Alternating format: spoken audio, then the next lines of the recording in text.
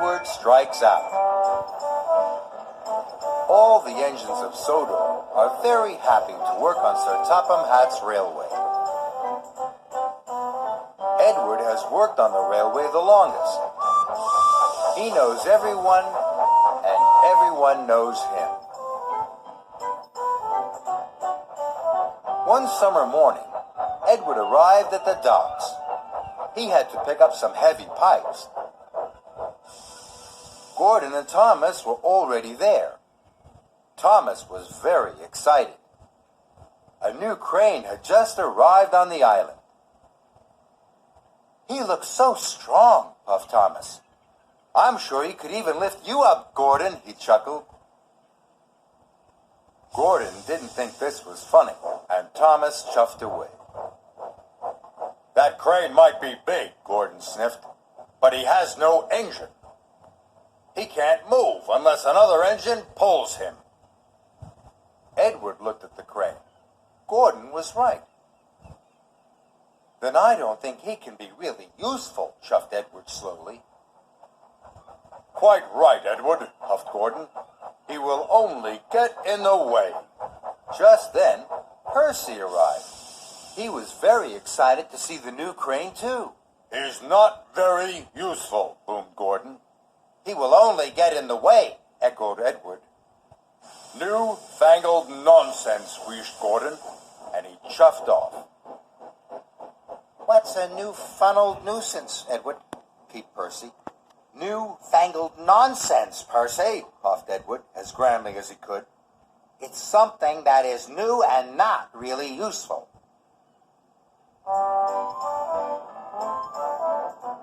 Edward's freight cars were right next to the new crane.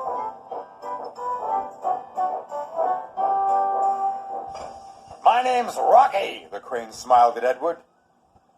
"I'm Edward," puffed Edward. "Can I come with you?" asked Rocky. "I could help you with those heavy pipes." "I don't need your help," sniffed Edward. "Newfangled nonsense." And he puffed off quickly, before the pipes had been properly tied down. Edward was approaching a signal. He was thinking about Rocky, and he was going too fast. Suddenly, the signal changed to red. Edward screeched to a stop, but the sides of the freight cars collapsed. Steel pipes toppled all over the tracks. "Bust my buffers," puffed Edward. He looked at the heavy pipes and wondered what to do. Thomas had said Rocky was very strong. "Newfangled nonsense," huffed Edward, and he asked his driver to telephone for Harvey. Harvey puffed and chuffed as fast as he could to the rescue. Harvey started to move the pipes, but the pipes were heavy. He could only lift them one by one. "This is going to take me a very long time," gasped Harvey. Just then, Thomas and Emily arrived. They saw the pipes. "We have to get through," tooted Thomas. "Why don't you go and get Rocky?" "No, no," whistled Edward. "Harvey is doing a fine job. We must be patient." "I don't like being patient," pouted Emily. "We have a very important job to do." Then they heard Gordon. He was going fast. Then there was trouble. Gordon hit the pipes with a loud crunch. He came off the tracks. It was a terrible mess. "I can't lift Gordon," sighed Harvey. "He's too heavy." "Edward, we need Rocky," tooted Thomas. Gordon sniffed. "Newfangled nonsense." But Edward knew this was a disaster, and he knew that Harvey couldn't lift Gordon. There was only one thing to do. "I'll go and get Rocky," Edward wished, and he raced off. Edward steamed into the docks.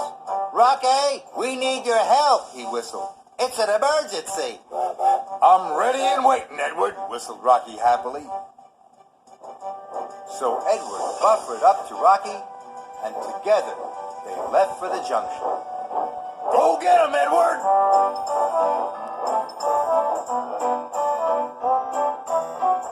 Edward pulled Rocky up hills and down valleys.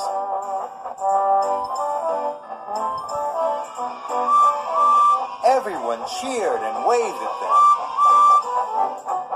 Edward felt very proud to be pulling the newest arrival on Sodor.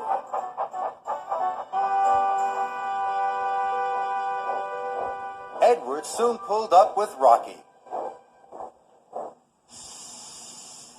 I can fix this, Rocky smiled.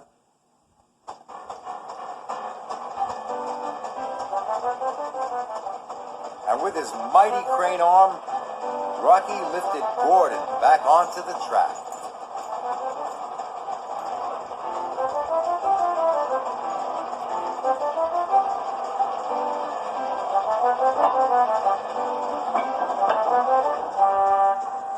Gordon was surprised. Thank you, Rocky, he huffed. Good work. Then Rocky lifted all the pipes off the rails. The job was done in no time. Gordon and Edward were very impressed.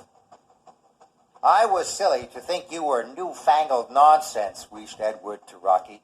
You might be new, but you're also really useful. Welcome to our island. And everyone tooted and cheered for Rocky.